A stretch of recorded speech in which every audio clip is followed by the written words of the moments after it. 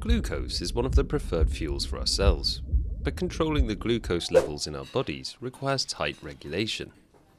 After a meal, our bodies begin the elaborate process of breaking down the food into its constituent nutrients, like sugars and proteins and other things which are mostly absorbed in the small intestine into the bloodstream.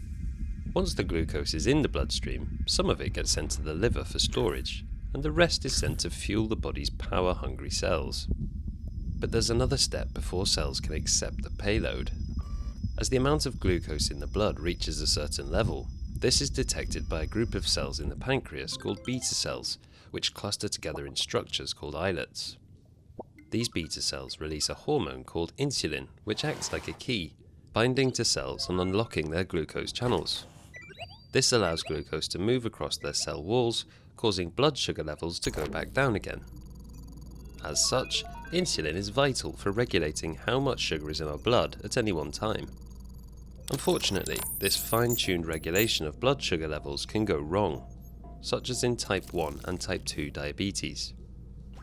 Type 1 diabetes is an autoimmune disease where the pancreatic beta cells are mistakenly destroyed by the immune system, meaning insulin production drops. This removes the normal sugar surveillance and response system from the pancreatic islets, and with very little insulin being secreted, the blood sugar levels spiral out of control. The pathophysiology of type 2 diabetes is very different, but can be just as harmful. In this instance, the pancreas's beta cells function perfectly well at first, secreting insulin in response to increased blood sugar levels. But the target cells themselves don't respond to that insulin, so the blood again becomes saturated with sugars. This is known as insulin resistance. In addition, some people have genetic mutations that mean they're more at risk of beta cell failure and insulin resistance. In type 2 diabetes, the beta cells often overcompensate for the sugar-saturated blood by producing too much insulin. However, over time, beta cells become dysfunctional and can't produce enough insulin for the body's needs. In both diseases, over time the high levels of blood glucose, a situation termed hyperglycemia, damage nerves and blood vessels, which increases the risk of blindness, kidney failure, heart attack and stroke. Unfortunately, there's currently no cure for either disease, but the complications of hyperglycemia can be managed.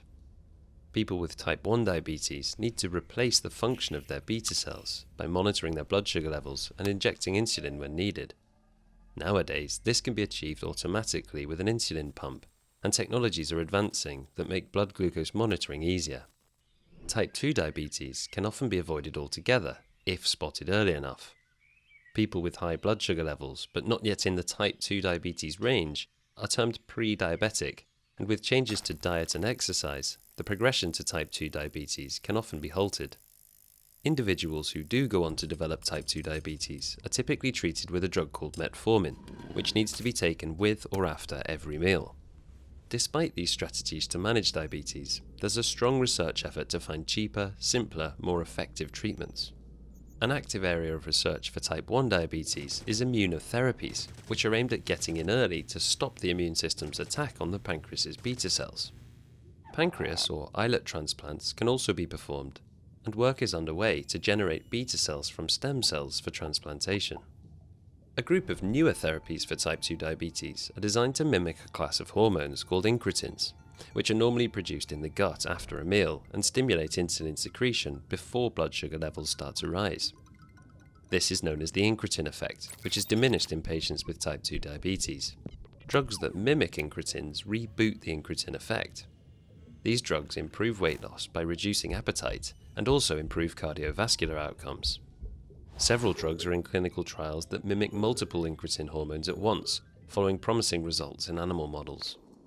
As new therapies for diabetes are realized, there's a growing understanding that patients respond differently to different therapies, and efforts to utilize precision medicine will hopefully improve the prediction, prevention, and treatment of diabetes for individual patients.